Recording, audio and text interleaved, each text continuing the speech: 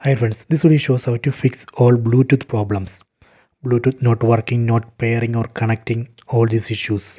Please don't forget to subscribe this channel, please like and share the video.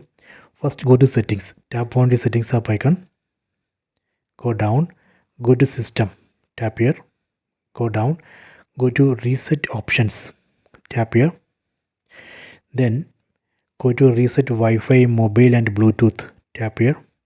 You can see this will reset all network settings including Wi-Fi, mobile data and Bluetooth. This reset operation is safe. It will not delete any data from your phone. It just reset only the Wi-Fi, mobile data and Bluetooth settings. It will not delete photos, videos, apps, anything. Tap on this reset settings button. Then again tap on reset settings. Done. See the message, network settings have been reset. After this reset operation, you can go back and try to connect a Bluetooth device that should work. So this way we can fix all Bluetooth issues. I hope you have enjoyed this video. Please subscribe this channel. Please like and share the video.